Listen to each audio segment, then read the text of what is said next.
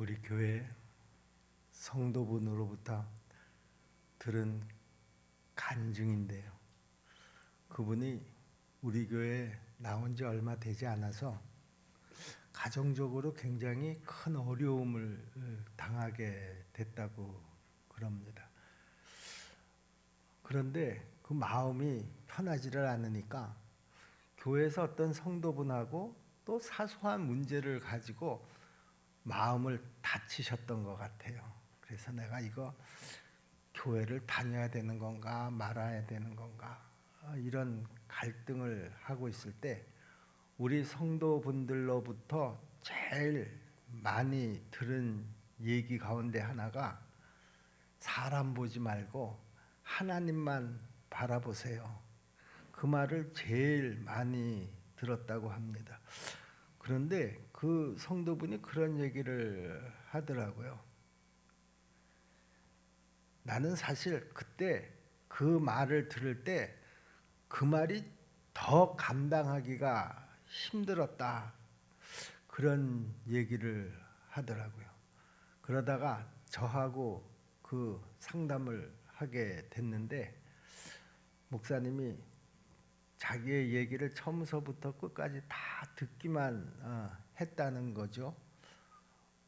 자기가 좀 목사님이 듣기에 거북한 말도 막 쏟아내고 또 자기 감정을 절제하지 못하고 막 다 쏟아냈는데도 목사님이 아무 소리도 안 하고 그 얘기 다 듣고 계시더니 기도하자고 그러면서 기도를 하시는데 그때 그렇게 눈물이 나더라는 거예요. 그리고 기도 끝난 다음에 제가 성도님 위해서 계속 기도하겠습니다. 그리고 이제 그 이야기는 다 마쳐졌는데 그 성도분 이야기가 그때 그 기도를 받고 그리고 그 목사님이 계속 기도해 주시겠다는 그 이야기가 자기한테는 그 아주 굉장히 큰 힘이 됐고 그리고 그 이후로 가정의 문제도 자연스럽게 해결이 됐고 또 교회 생활에도 잘 적응을 해서 지금까지 교회를 섬기면서 신앙생활을 하고 있다 하는 이야기를 들었습니다. 자, 그런데요. 우리가 쉽게 그 사람 바라보지 말고 하나님만 바라보고 신앙생활을 하라 이런 권면을 많이 합니다. 아마 여러분들도 그 어려운 일을 당한 성도들이 있을 때 또 시험을 당한 성도들이 있을 때 제일 많이 하는 권면이 아닐까 그렇게 생각을 하지만은요. 사실 이 권면이 누구한테나 다 그 적용되는 권면은 아니라고 생각을 합니다. 새 신자들한테는 더더군다나 이런 권면이 잔인한 말이 될 수도 있다 그렇게 생각을 합니다. 왜 그렇습니까? 아니 이 좋은 말을 왜 목사님은 잔인한 말이 될 수 있다고 그럽니까? 이유는 한 가지입니다. 그렇게 하기가 너무나 어렵기 때문이라는 것이죠. 우리가 어떤 사람에게 사람 보지 말고 하나님만 바라보고 신앙생활을 하라고 권면하는 본인 자신도 정말 어려운 일을 만났을 때 그렇게 하느냐? 그렇게 하기가 쉽지 않다라고 하는 것을 본인들도 잘 알 겁니다. 왜? 어려운 일이기 때문에 그렇습니다.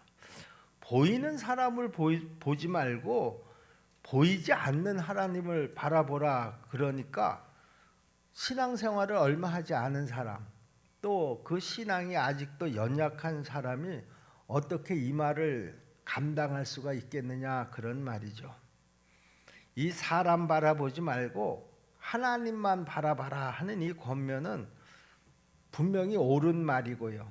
또 꼭 필요한 권면이기도 하지만은요. 그런데 이 권면은 남에게 하는 권면보다는 자기 자신에게 하는 경우에 저는 이 권면이 더 유익하다 그렇게 생각을 합니다. 오늘 시편 62편은 다윗의 시라는 거 여러분 다 잘 아시죠? 다윗도 오늘 본문에서 내 영혼아 잠잠히 하나님만 기다리라, 그렇게 말하고 있습니다. 그런데 사실 이 말은요, 다윗이 어느 다른 사람에게 한 말이 아니라 자기 스스로한테 다짐했던 말이라는 것이죠. 이 말은 남이 아닌 자기 스스로에게 사용하면 그래서 너무나 좋은 권면이다라고 하는 말입니다. 다윗은 시편 62편 1절에서 나는 잠잠히 하나님만 기다린다, 그렇게 고백했습니다. 다윗의 믿음이 얼마나 대단한가, 놀라운가 하는 것을 말해주는 아주 중요한 부분입니다. 여기서 우리가 주목해야 될 단어가 있는데요, 그 단어가 바로 잠잠히라고 하는 단어입니다. 하나님을 기다리되 소리소리 지르면서 하나님을 기다리는 사람이 있습니다. 자기의 어떤 어려운 상황에 처하게 됐을 때 하나님, 지금 내 기도 듣고 계시는 거예요? 아니, 하나님 지금 살아계시는 거는 맞아요? 하나님 내 말 들리세요? 아니, 나한테 왜 이런 어려움을 주시는 거예요? 심지어는 하나님에게 삿대질을 하면서 욕을 하는 사람도 있습니다. 하나님이 누구신지 몰라서 하는 말은 아닐 겁니다. 우리 하나님은 반석이시요 구원이시요 요새시라고 하는 사실을 잘 압니다. 아니까 하나님께 소리도 지르고 또 욕도 하는 것입니다. 그러나 그런 사람은 그 하나님이 믿어지지는 않는 사람이라는 것이죠. 그래서 소리도 지르고 욕도 하는 것이다, 저는 그렇게 생각을 합니다. 그런데 정말 하나님이 믿어지면은요, 그렇게 소리 지르지 않게 된다라고 하는 것이죠. 잠잠히 하나님만 기다리게 된다라고 하는 말입니다. 우리는 예수 그리스도의 복음을 알 뿐만 아니라 또 반드시 믿어야 될 줄로 믿습니다.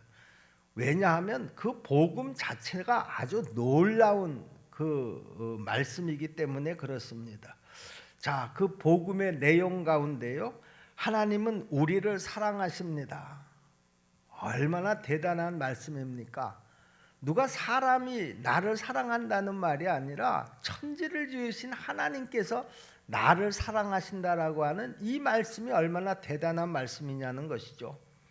예수 그리스도께서 우리의 죄를 사하시기 위해서 십자가에서 죽으셨습니다. 이 복음도 얼마나 우리에게 대단한 복음이 되는지 모릅니다. 누가 나를 위해서 자기의 생명을 버릴 수가 있겠습니까? 그런데 하나님의 아들이 나를 위해서 내 죄를 사해 주시기 위해서 당신의 목숨을 십자가에서 버리셨다라고 하는 것입니다. 성령 하나님께서 우리 마음에 임하셨습니다. 하나님이 내 마음 안으로 들어오셨다라고 하는 것이죠. 여러분, 이 말씀 하나도 얼마나 대단한 말씀인지 모릅니다. 이 세상만이 아니라 하나님의 나라가 있습니다. 천국이 있습니다. 여러분, 이 말도 대단한 말씀입니다. 하나하나 말씀 하나하나가 다 엄청난 복음이다, 그런 말입니다. 그런데 이 복음이 정말 하나님의 능력이 되려고 하면 내가 아는 것에 그치는 것이 아니라 그 말씀을 내가 믿어야 한다라고 하는 것이죠. 아니, 믿어져야 한다라고 하는 말입니다. 우리가 아는 것만 가지고서는 우리의 삶을 결코 변화시킬 수가 없다라고 하는 것이죠. 우리에게 이 복음이 정말로 믿어질 때 세상을 변화시키는 엄청난 하나님의 역사가 일어나는 줄로 믿습니다. 하나님의 사랑이 믿어지면은요, 내 안에서 두려운 일이 사라집니다. 내 안에서 불평하는 말이 사라집니다. 그리고 항상 기쁘고 감사한 마음이 생깁니다. 예수님의 십자가 은혜가 믿어지면 우리도 원수도 용서하고 사랑하게 될 줄로 믿습니다. 성령 하나님이 내 마음에 임하신 것이 믿어지면 내 안에 은밀한 죄가 다 사라질 줄로 믿습니다. 성령님이 내 안에 계시는데 어떻게 그 은밀한 죄를 내가 저지르면서 살아갈 수가 있겠습니까? 하나님의 나라가 믿어지면 우리는 고난을 당연하게 여겨지게 될 것입니다. 오히려 내가 편안한 것이 이상할 정도입니다. 여러분, 우리가 이런 일들을 곰곰이 생각해 보면 이 말씀 하나하나, 이 복음이 얼마나 엄청난 역사가 아닌가 우리가 생각할 수가 있습니다. 여러분 한번 생각해 보세요. 여기 두려움과 염려가 전혀 없는 사람, 불평과 불만이 없이 항상 모든 일에 기뻐하고 감사하는 사람, 원수도 용서하고 사랑하는 사람, 은밀한 죄가 사라진 사람, 고난을 두려워하지 않고 오히려 축복이라고 여기는 사람이 있다고 하면은요, 그런 사람이 존재하는 것만으로도 우리 하나님께서 큰 영광을 받으실 줄로 믿습니다. 이런 사람이 진짜 예수님을 믿는 사람이라는 것이죠. 그렇다고 하면 다윗은 어떻게 이런 믿음을 가질 수가 있었을까? 이유는 다윗은 계속해서 하나님만 바라보았던 사람이었기 때문이라는 것이죠. 다윗은 시편 62편 1절에서 이미 자신은 잠잠히 하나님만 기다린다 이렇게 고백을 했습니다. 나의 영혼이 잠잠히 하나님만 바라며 나의 구원이 그에게서 나오는도다. 그런데 오늘 본문 62편 5절에 가서 다시 내 영혼아 잠잠히 하나님만 기다려라 이렇게 또 말합니다. 무슨 말입니까? 다윗은요 수시로 자기에게 잠잠히 하나님만 기다리자, 잠잠히 하나님만 기다리자 이렇게 자기 자신에게 다짐을 했다라고 하는 것입니다. 바로 이것이 다윗이 그 놀라운 믿음을 가질 수 있었던 비밀이라고 저는 생각을 합니다. 우리의 문제는 뭡니까? 우리의 문제는요, 급한 때나 하나님을 찾는 태도입니다.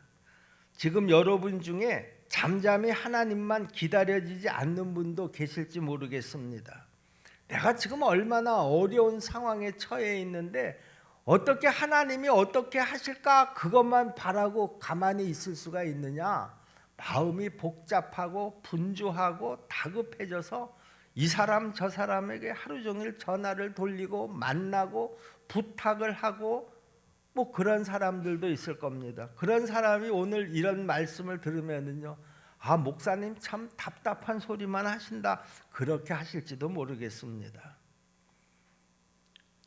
여러분, 그렇기 때문에 나는 지금 잠잠히 기다릴 수 있는 그런 형편이 아니에요. 그런 분이 혹시 계시다고 하더라도요, 뭐 그렇다고 해서 이 말씀을 들으면서 스스로에게 죄책감을 가질 필요는 없습니다. 왜냐하면 이 말씀이 우리에게 낙심을 하라고 주는 말씀이 아니기 때문입니다. 우리 모두가 다 다윗과 같은 믿음을 가질 수 있다라고 하는 것을 말씀하는 것이기 때문입니다. 단 다윗처럼 해야 된다라고 하는 것이죠. 저는 우리 교회가 이전을 하는 과정을 통해서 믿음의 훈련을 참 잘 받았다고 생각을 합니다. 저희 십정동교회가 총 3번을 이사를 했는데요, 그 이전을 할 때마다 교회에 부채가 생겼습니다. 저는 이것을 해결해 달라고 하나님 앞에 기도했는데요, 제가 이제 기도를 했으니까 하나님께서 해결해 주실 것이다 이렇게 믿어야 옳다 이런 생각을 했습니다. 믿는다는 것이 뭡니까? 그 부채로 걱정하고 두려워하지 않는 것입니다. 그런데 이것은 나 자신하고의 엄청난 영적 싸움이 되었다라고 하는 것이죠. 내가 하나님께서 기도하고 하나님께서 책임지신다고 믿으면서도 동시에 내 마음에는 두려움과 계속해서 염려가 일어나고 있다라고 하는 것입니다. 처음에는 이 두려움이, 이 염려가 부채 때문인 줄 알았습니다. 그런데 나중에 보니까 그게 아니었다라고 하는 것이죠. 사실 이런 문제로 인해서 또 교회가 좀 어려움을 겪었을 때도 있었습니다. 우리가 저 선인 빌딩에서 이제 여기 이 건물이 지어질 때에 우리가 이 5층을 계약을 하게 됐거든요. 이제 계약금을 그 지불을 하고 중도금, 잔금을 이제 그 다 지불을 해야지 될 터인데, 그때 우리 성도들이 건축 헌금도 하고 또 작정으로 헌금하신 분들도 있었습니다. 이제 중도금, 잔금을 치를 날짜가 점점 가까워오면 저는 아주 속이 타기 시작을 합니다. 그때 우리 차 목사님이 어떤 성도분하고 이런 이야기를 했습니다. 혹시 그 작정하신 헌금 언제까지 그 하나님 앞에 드릴 수가 있나요? 이 말 한마디를 했다가 그 성도분한테 엄청 공격을 당했고, 그 성도분이 교회 성도들한테 교회가 그 건축 헌금을 자기한테 강요했다, 막 이렇게 이제 그 이야기를 해서 그 중도금, 잔금을 치르는 과정 속에서 아주 큰 어려움을 당했던 그런 경험이 있었습니다. 저는 그 이후로 왜 지금 이런 일이 일어날까? 그 문제를 가지고 기도를 했습니다. 그리고 제가 그때 저 스스로를 발견한 것 중에 하나가 뭔가 하면, 내가 하나님을 바라보지 않고 내가 사람을 바라보고 있다라고 하는 것을 깨달았습니다. 그때서부터 저는 사람을 보지 않고 상황을 보지 않고 하나님만 바라보기로 힘을 썼습니다. 그런데 참 신기하게도요, 내가 하나님만 바라봐야지 되겠다 그렇게 결심을 하고 하나님하고의 그 대화를 더 많이 늘려가니까 내 안에 정말 나도 이해할 수 없는 믿음이 생기기 시작을 했습니다. 뭐 아직도 갚지 못한 부채가 좀 남아 있지만은요, 하나님께서 다 책임져 주실 줄로 믿어지는 것입니다. 그래서 저는 그 이후로 교회 강단에서 건축 헌금 광고를 하지 않기로 그렇게 그 마음을 정했습니다. 아마 우리 교회 교인들이요, 제가 강단에서 건축 헌금에 대해서 이야기하는 소리는 지금까지 거의 들어보지 못했을 것입니다.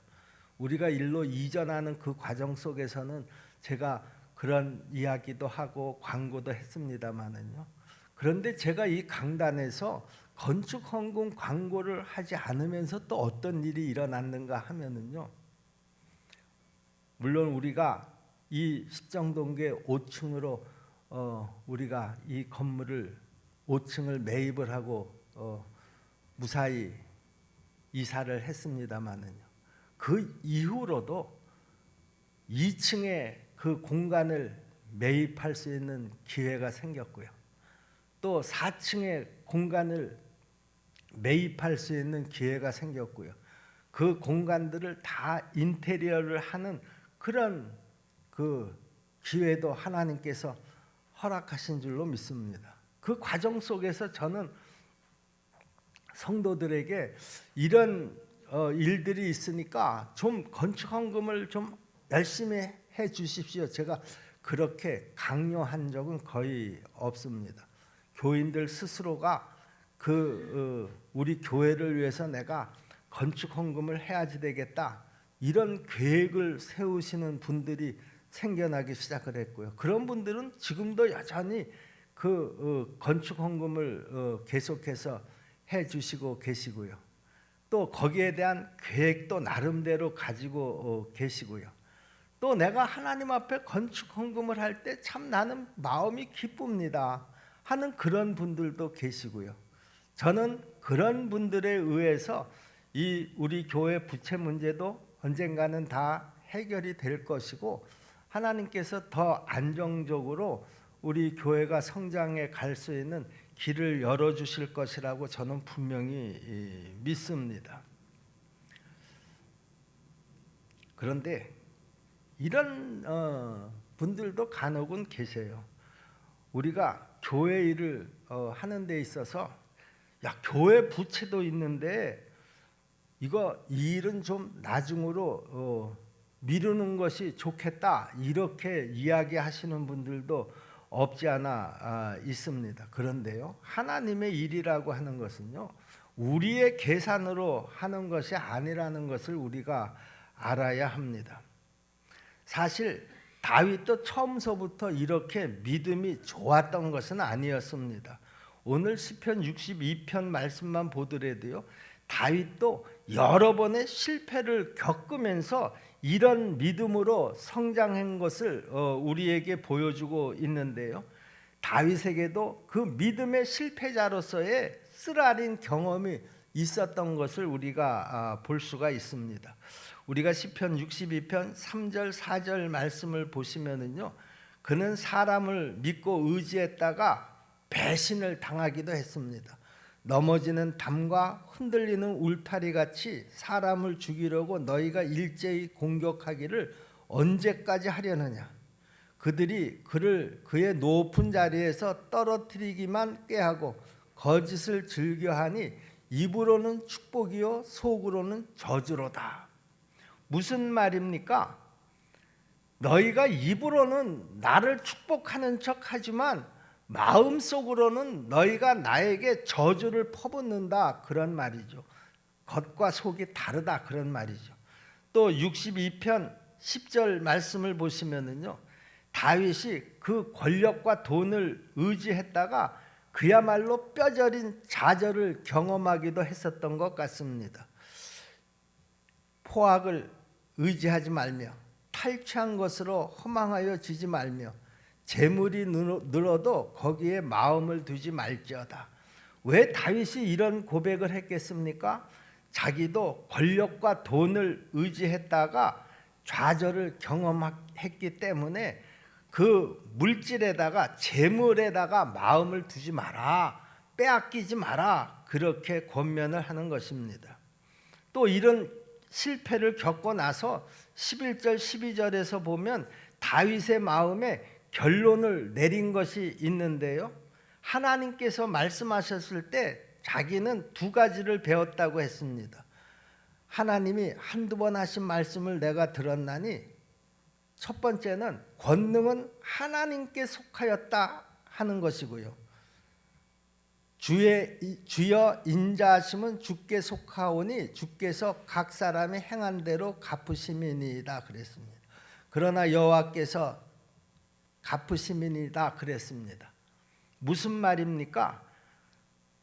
한결같은 인자하심도 다 하나님의 것이라는 것이죠. 이 모든 것이 다 하나님으로부터 나왔다라는 것을 자기가 배웠다라고 하는 겁니다. 우리 십정동계 성도 여러분, 우리는 언제 이런 믿음으로 살아갈 수 있을까요? 그런데 우리가 다윗에게서 한 가지 더 배울 것이 있는데요, 이 시편 62편을 찬찬히 읽어보시면은요, 다윗은 6번이나 하나님만이라는 표현을 썼다라고 하는 것이죠. 다윗은 문제 해결을 사모한 것이 아니라 하나님 그분만 바라보고 기다렸다라고 하는 것입니다. 이것이 지금 다윗의 믿음의 핵심입니다. 우리도 하나님을 나의 어려운 문제를 해결해 주시는 분, 내가 소원하는 것을 이루어 주시는 분, 내가 사모하는 복을 주시는 분으로만 믿어서는 안 된다, 그런 말입니다.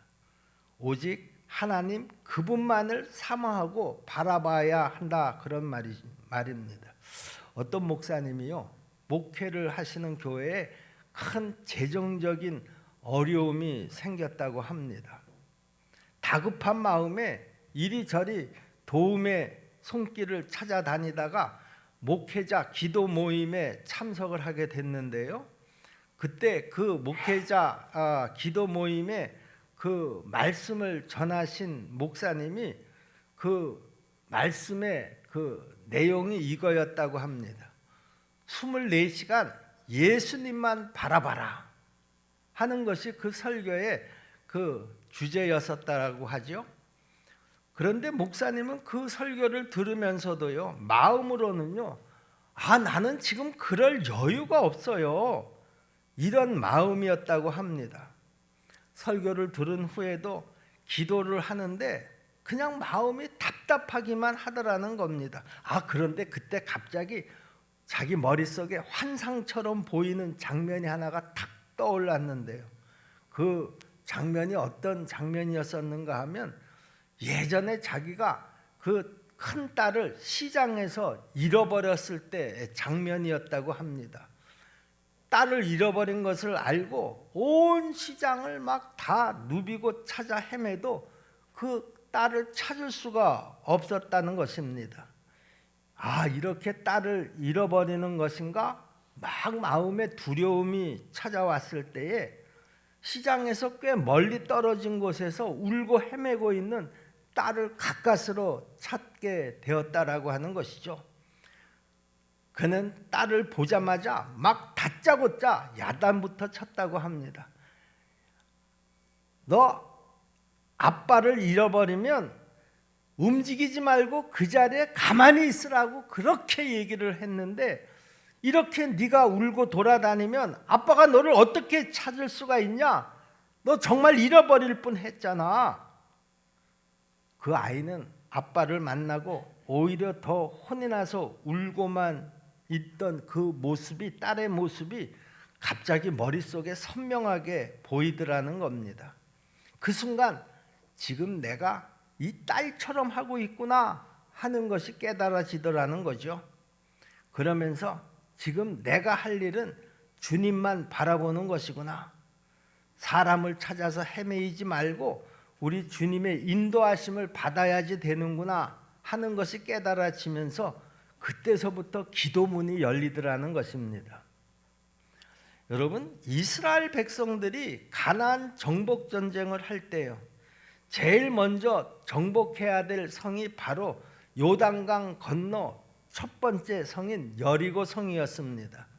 이 전쟁의 승패에 따라서 이스라엘 백성들의 앞날이 그려지기 때문에 이 전투는 아주 중요했습니다. 하나님은 이스라엘 자손들에게 하나님의 언약궤를 앞세우고 하루에 한 번 이 여리고성을 돌아라, 그리고 주의를 준 것이 있는데요, 이 성을 돌 때 잠잠하라, 이렇게 명령을 하셨습니다. 자, 그 성을 한 바퀴 도는데 아마 1시간 정도면 충분히 돌 수 있었을 것입니다.